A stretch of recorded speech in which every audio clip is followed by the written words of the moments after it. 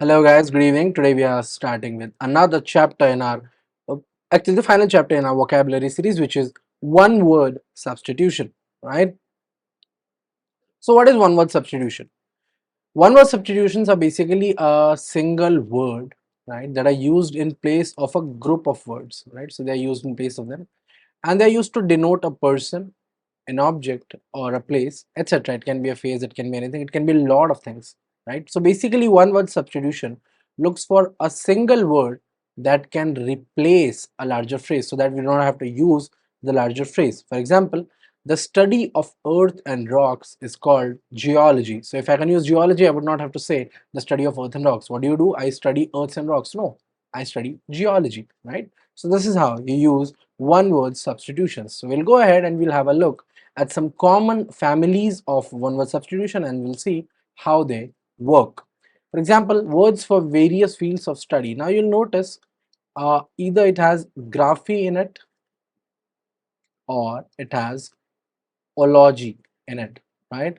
So these are all both Latin words, graph and they become come from graph and logy.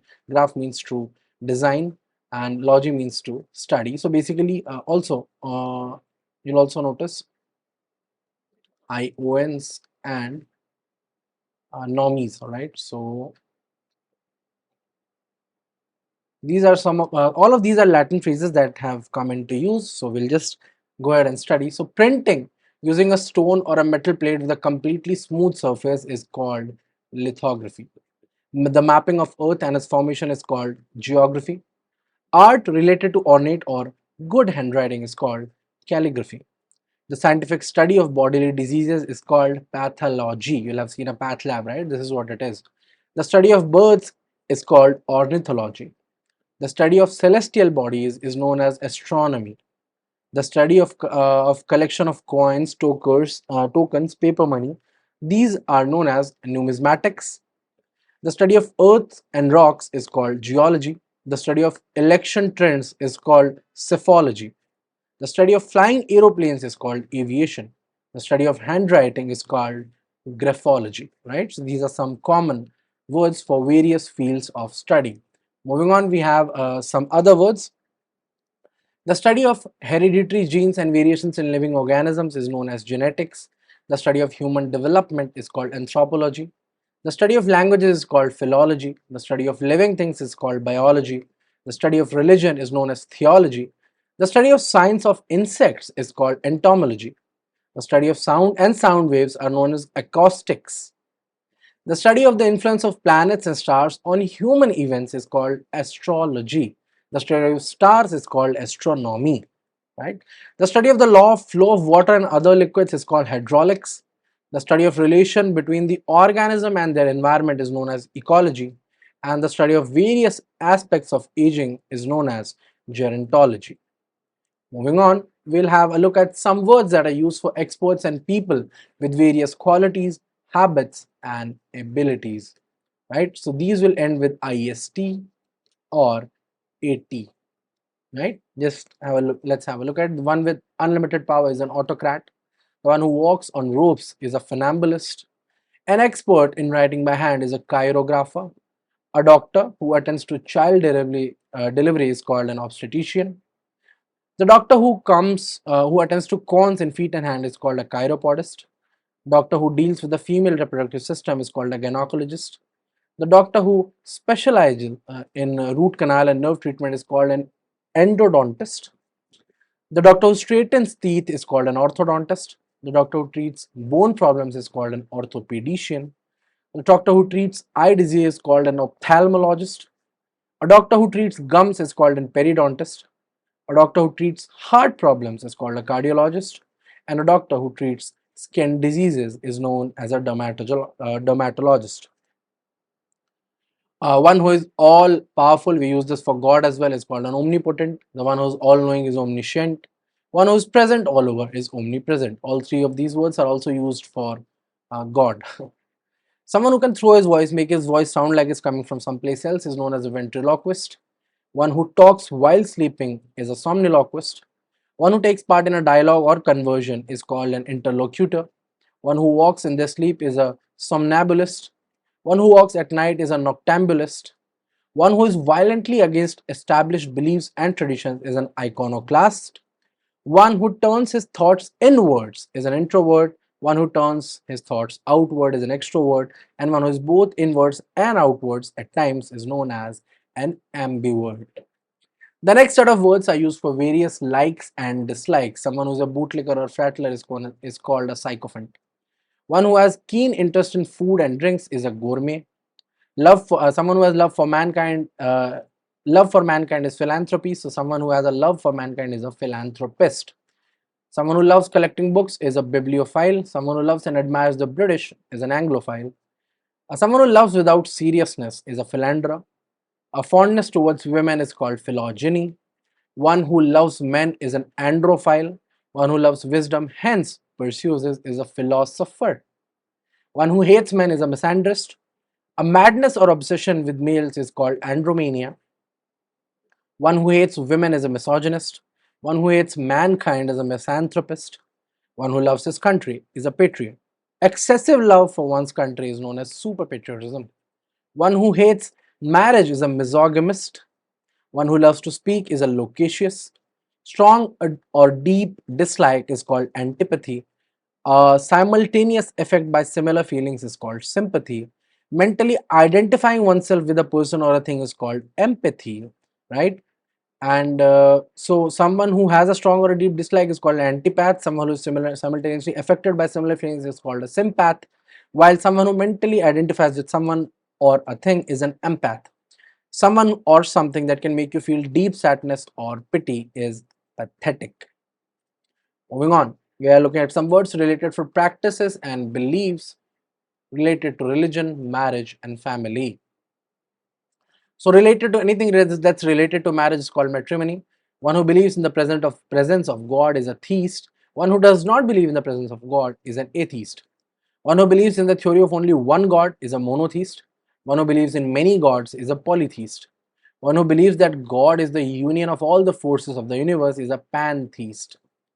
Religious madness is known as theomania. Battle amongst the gods is theomachy. Practicing only one marriage, having only one wife is called monogamy.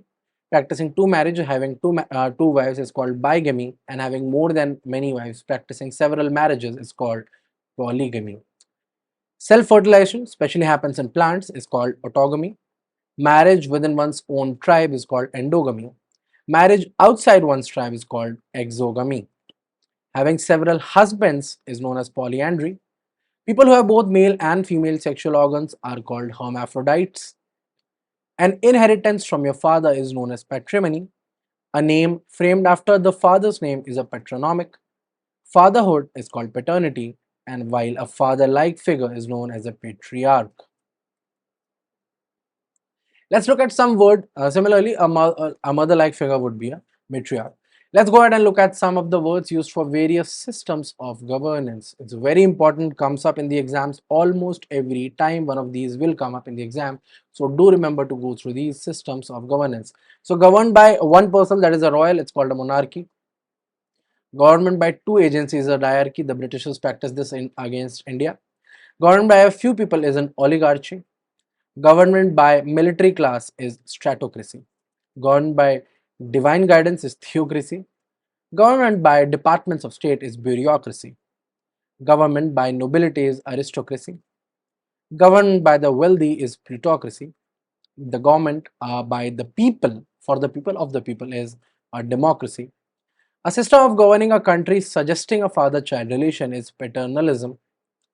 For example, Mahatma Gandhi shares a paternal relation with our country, and the governed by absolutely one person is an autocracy. The absence of government is called anarchy, which is very difficult, which is very brutal system. It leads to a lot of losses. Again, a system ruled or controlled by men is a patriarchy, while a system ruled or controlled by mother or women is a matriarchy. Self-rule or control is known as autonomy. A royal person, as you discussed, monarchy. Okay, it's repeating itself. Anyway, so these are not important, but yeah, we have learned until here. These are the various systems of governance. So all of these are very important. Do make sure to learn them by heart. Next up, we have Words used for various killings, various kinds of killings and manias, also very important, also come up in exams. So do remember to go through them as well. The killing of one's husband is called mariticide, not matricide, mariticide. The killing of parents is called parricide. The killing of a whole race is called genocide. The killing of a newborn child is called infanticide.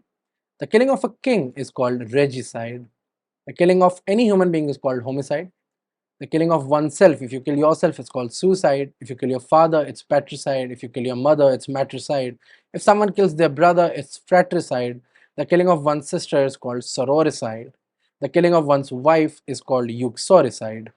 Right? So these are all these sides are basically killings. If you kill someone, there is a typical word for that. So if you have ever killed, we have a word for that. Just go through it. Do not kill people, but you should know what killing people is called. Right? Let's go on and discuss some of the manias that we have. So the morbid compulsion to keep on consuming alcohol is called dipsomania. The morbid compulsion to steal is called kleptomania. To steal books is bibliokleptomania. The morbid compulsion to start a fire is called pyromania. A morbid delusion of power, importance, or godliness is megalomania. The morbid uncontrolled desire on the part of a woman is called nymphomania, and the morbid uncontrollable desire on the part of a man is called satyromania. A person with a one-track mind is called a monomaniac mind or a monomania. Moving on, we have some words related to speech and written works. Again, very important. The books containing all the published work of an author is called an omnibus. A written message from a far off place is called a telegraph. An informal, less grammatically rigid language is called colloquial. Talking around, a method of talking indirectly, is called circumlocution. Generous or forgiving talk is called magniloquent. Magniloquent is made from magnanimous and eloquent. Expressing in use of words is called eloquent. High sounding, pompous speech or writing is grandiloquent. A signature of a celebrity is an autograph.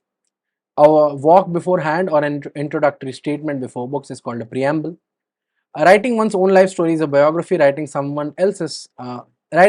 of one's life story, someone else's life story, is a biography. And if you write your own life story, it's an autobiography. Something written by light is a photograph. All photos are written by light. A few words packed with meaning. A concise speech is called a laconic speech. A speech to oneself is called a soliloquy. And now it's again repeating. So these are the words that are related to written words or works. Again, very, very important. Next up. Right. This has also been repeated. So I'll just do one thing. I'll delete what we do not need. Right. Great. Shadow. Let's go on. So these are words related to specific types of things, events, and places. A place for sun to enter where one can sunbath is called a solarium. A glass container, it will all end in em, right? So em means a home or a place. Okay, moving on. A place for sun to enter where one can sunbathe is called a solarium. A glass container in which fish and other water animals can be kept is called an aquarium. A place for feet or a speaker's platform is called a podium. The part of the theater where people watching or listening wherever they are seated, it's called an auditorium. An optical device for projecting various celestial images and effects is called a planetarium. An establishment for the treatment of the chronically ill is called a sanatorium. A place where objects are exhibited is called a museum. Trees whose leaves fall every autumn are known as deciduous trees. That which falls upon, befalls, or happens is called an incident. That which falls to someone or something is an accident. That which falls on the Western country is an occidental.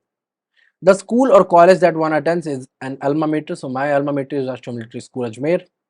A self-moving vehicle is an automobile. A machine that functions by itself is an automatic. A baby carriage is a perambulator, while a carriage for sick people is an ambulance. But of course, you know that. Next up, we have one more substitution for words used for various kind of food eaters and eating habits. Again, some of it is, I guess, repeated. Yeah, pretty much is just doubling up. So we'll remove that.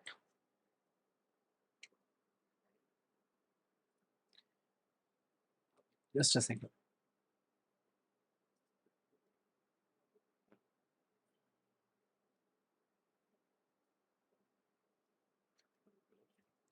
So someone who is only living on fruits is called frugivorous. Someone who eats only fruits is a fruitarian. Someone who eats no animal flesh is called a vegetarian. Someone who feeds on human fish is called a cannibal. One who enjoys food with a sensual pleasure is called a gourmand. One whose eating habit is repulsive is a glutton. He eats so much, so he's a glutton. Someone who lives on flesh is called a carnivore. Someone who lives on grass is called a herbivore. Someone who lives on fish is called a piscivore. Someone who eats all kind of food is, of course, an omnivorous. Right? Moving on. Now we are looking at words that are related to certain actions, time, and direction. So a backward look or a view into the past is called retrospect. In retrospect, I should not have done that. A forward look or a view into future is called prospect. I have exciting prospects for the future. To examine one's motives or look inwards means to introspect. To examine carefully means to inspect. A doubtful look or examination of one's motive is called suspect. A careful, cautious watch on your surroundings is called circumspect. To walk aimlessly means to amble. And when two things befall together, it's coincident. A thing occurring again and again for a long time is chronic. Someone or something out of time is anachronism. To send one out of one's native country is expatriate. To walk around a place, especially in a ritual fashion, is circambulate. A very highly accurate timepiece is called a chronometer. And to make to happen at the same time is to synchronize. An instrument which records short intervals of time is a chronograph, and capable of moving in all directions is omnidirectional. So these are some of the words that are related to directions, action, and time. Right. So we were discussing one word substitution, and we looked at a lot of words, but there are a lot more out there. So I'll ask you to just go out there and discover more one word substitutions for yourself. This was it for today's lecture. I hope you enjoyed it. Thank you and have a good day.